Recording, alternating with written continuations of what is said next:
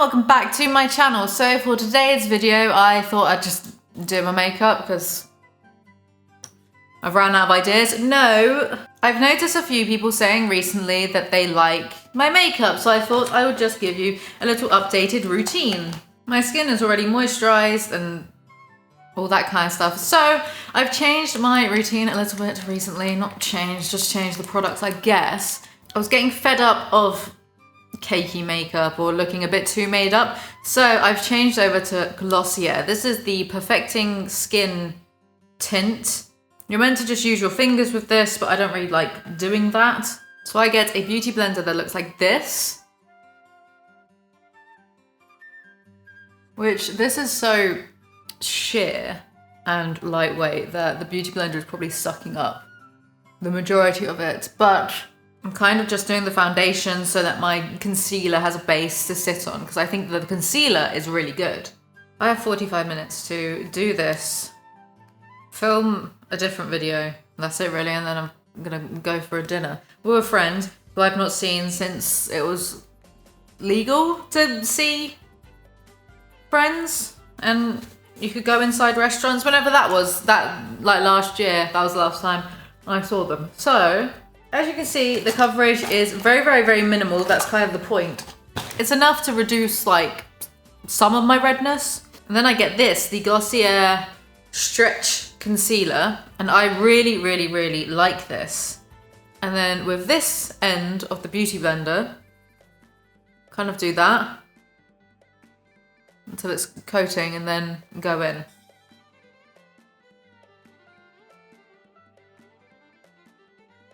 See how much better that is.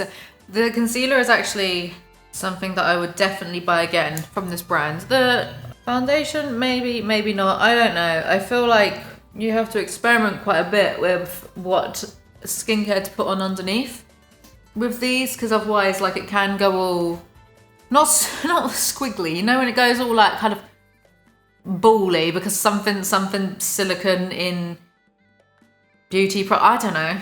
I hope this camera is staying in focus. It's a new camera and it's can't do technology. I kind of use the concealer as more of a foundation than the actual foundation. And if they did like a foundation version of this, it would be so good. Right, so then what we've done here is we've removed a lot of our redness. And now we're gonna add the redness back, just in a different type of red and a little bit higher up. Makeup feels so pointless sometimes, doesn't it? Like the redness that I have here and here is not socially acceptable, but let's see, this is cloud paint and I'm gonna put on the back of here, smush it around a bit like that. I'm gonna show up at dinner looking like, I don't know, I've done something illegal. And then I'm gonna take this end and that did nothing. See, but the problem is we're doing it the way that I'm about to do it. It can be a bit too much. Oh well, what a problem to have, who cares?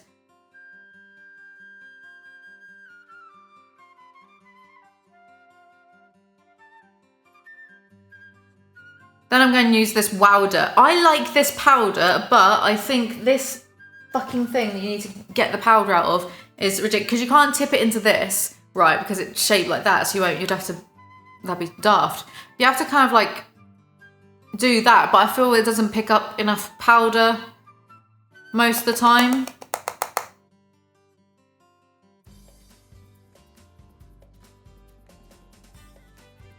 So I end up like hitting it like,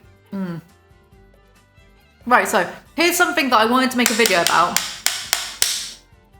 but then I kind of didn't, like, I didn't think it warranted a whole video, and that's Made in Chelsea. I watch Made in Chelsea every week because I'm a glutton for punishment. I don't even really enjoy it that much. Nowadays, I just find myself more tired by the same old plot lines each time, and yet I can't stop watching. It's complete trash, and I know it's trash, but it's not even a guilty pleasure. I don't feel guilty about it. But this series is just awful. The previews for the next episode are always better than the actual episode. And right, so there's this bloke on there called Rez, and yes, I'm aware that most of it is made, you know, structured reality or whatever, but there's this guy on there called Rez, yeah, And I think he's been gunning for a main storyline for years because he's just been like not even a secondary character, he's just been a background character a lot of the times. And now somehow this guy has managed to get a main plot line with his girlfriend who clearly hates him. So I like to just check to make sure, yes, the powder is everywhere. And then this is the KVD Shade and Light palette, which Kat Von D doesn't actually own anymore. I'm just going to do a bit of contouring. So instead of doing like this, I kind of like to tap the contour in. Yes, so this bloke has finally managed to weasel a main storyline, and it's about his relationship with his girlfriend who, look, even the ones I like on the show, like Liv, I don't even care about her relationship, so I'm not going to care about this geezer's relationship. And it's toxic. They had an argument, and it really made me reconsider why I was watching Made in Chelsea in the first place, because they had this argument quite early on into the season where she said, I don't like it when you call me dumb and stupid in front of people or when we're arguing or whatever. And he said, I don't like it when you call me old and fat. And she was like, please stop calling me dumb. And he was like, please stop calling me old and fat. Adults. Not only adults, the most elite that our country has to offer. So anyway, they did this thing, right, when they were setting up the earlier episodes for the drama that was to come, so Rez and Ruby, they've been together for 10 years, on and off for 10 years, as they keep fucking telling us, like, beating into, they keep telling us. And Rez mentioned in one of the earlier episodes that, oh, well, you know, she did cheat on me early on into our relationship. I just kind of thought, oh, do you know what? Whatever, mate. Don't click off the video, like, here's why. They've sort of used that, the fact that she cheated on him early on in the relationship of a 10-year, like, on and off 10-year relationship. They use that as, like, a precursor to, you know, their issues with... Well, he was on a dating app to talk to his friends, and he was like messaging other girls and stuff. And one of the girls on the show said, I think you've never forgiven her for this, so like you're trying to use it against her, like that kind of stuff. But them even mentioning that on the show, if you go on Twitter, all you'll see people talking about this is, oh, Ruby's, and I think she's diabolical, I can't stand her. But you see a lot of people being like, oh, Ruby's just terrible and she did cheat on him.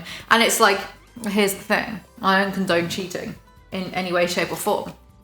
If you get cheated on, two options. You either end the relationship, cut them off, like that's it, done. Or if you take them back, you have to forgive them. You can't then, like 10 years later, have an argument with them about something random and go, oh, well, remember that time that you snogged that person? You can't do that, because that's just like, you're torturing someone, and it's not fair on you and it's not fair on them. You know, if I ever got cheated on, I just wouldn't be with that person. I'd just cut them off, like done, you know? I wouldn't stay with them and then years after the fact beat them around the head with it. I'm gonna use this Boy Brow product just so I can show you guys what it's like, but I personally don't like it. I don't think it's very good. So yeah, here's the thing. Rez and Ruby's relationship, toxic, bad, just arguing all the time, being annoying. He's messaging other girls and going on dating apps. She's flirting with Miles inside the house, whatever. I don't care about them. I don't care about this. But, right, here's the thing.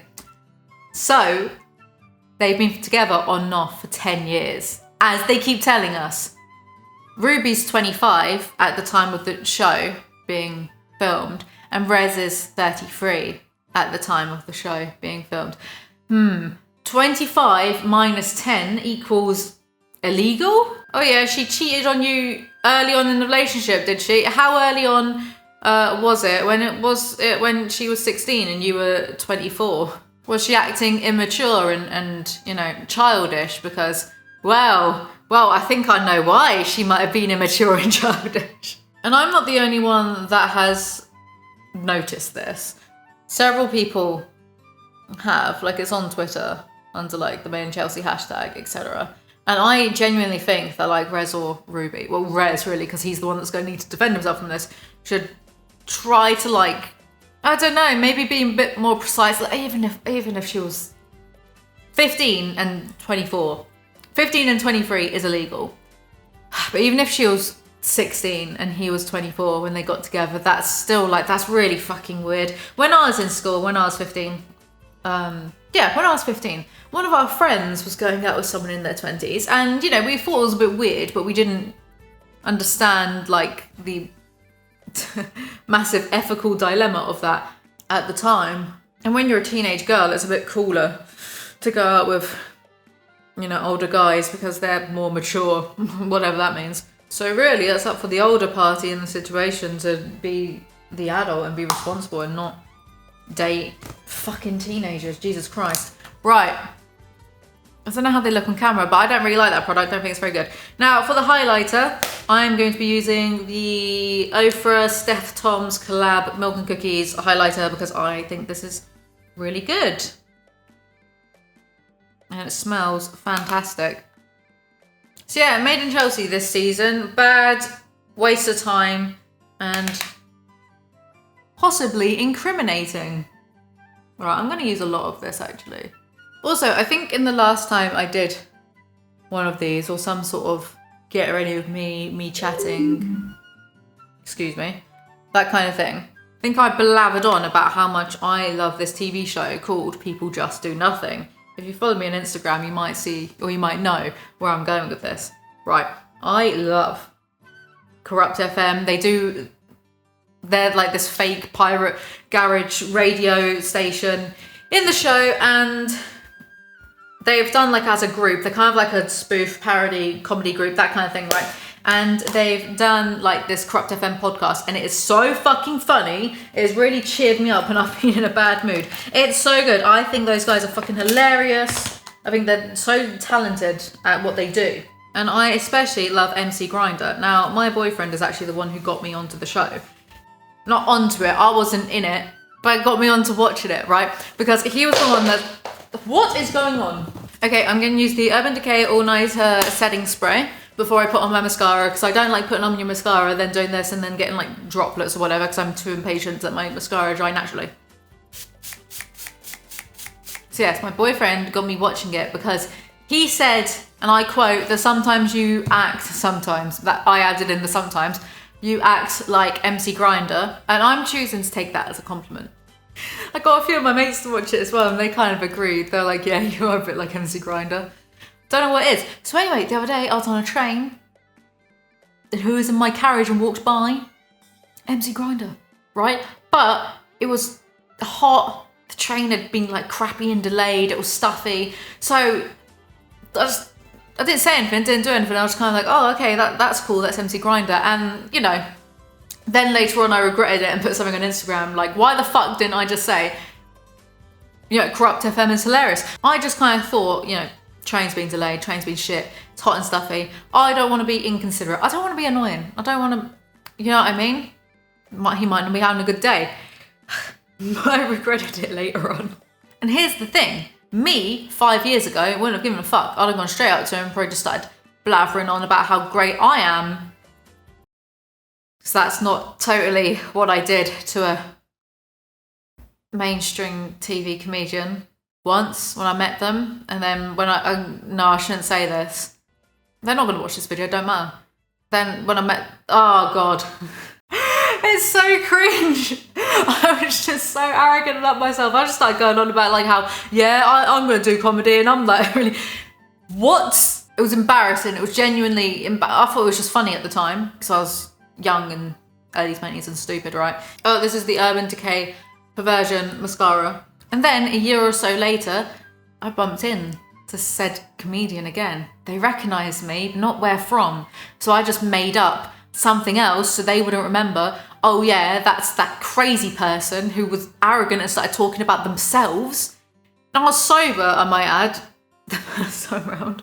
And actually, after that second time, we ended up keeping in like semi-regular contact after that for a while. So all's well that ends well. But yeah, me a few years ago, I wouldn't have given a fuck. I'd have gone straight up to said person. Me in my early 20s must have been so annoying to like Russell Brand, who I bump into all the time, like go to his shows. I must have been so annoying. It's embarrassing. It's really embarrassing.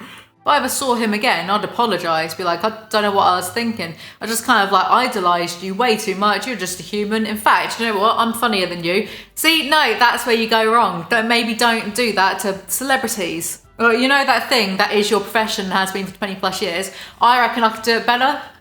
It's like Catherine Ryan, the famous comedian who is also a woman. I think she has a whole bit about that if she meets blokes anywhere who know who she is, they always like say something along the lines of, oh, I reckon like I'm funnier than you after a few beers though. This is a professional comedian who goes on the telly and stuff, and you reckon just because like the geezers down at your local think you're a bit of a laugh, oh, he's mental Archbishop of Banterbury, that Barry, you reckon you're better than a comedian that goes on TV. Okay, fair enough, mate. Reckon you're better just on the basis of, oh, because she's a woman and you're a bloke, so take it back. I'm not going to feel bad about going up to that comedian that time and saying how funny I was. Good for me. I believe there was a point to this. Oh yeah, so, right, if it were you and you saw someone from a TV show that you really, really like, but say it's hot or it seems a little bit inconvenient to go up and inconvenience them, would you, wouldn't you? You let me know in the comments below. I think I'm chill about it because I just reckon in my head that probably meet him again and I'll be a bigger star at that point. See, this is my problem. This is where the old ego gets in the way of me doing things. I just need to make my own people just do nothing. And then he can come onto that. And then I'll just meet him and like those guys that way. Easy. Done. You know, I'm going to be making a podcast soon. 80% because I just want to be able to invite like people that I like onto this podcast. They probably will ignore me. Imagine Russell Brand gets that email and puts it straight into like blocked, spam, reported. That's all for this makeup look. Simple. Dare I say elegant. I take that back. My ego's not that big today. But easy, nice. There we go. Glossier, I think they have some good products now. I think they have other products like the brow thing. Maybe that's just me. I just don't like the brow because I don't feel like that's a good, strong brow. But I do really like this and the powder, especially the powder because it's not cakey, and the stretch concealer. So there we go. Give me validation now, please. That's all for today's video. If you enjoyed it, do remember to like, comment, subscribe. I make new videos whenever I feel like it. If you are that comedian, right, you know who you are. Oh God. Don't contact me. Remember to follow me on Instagram and I'll see you guys next time. Bye.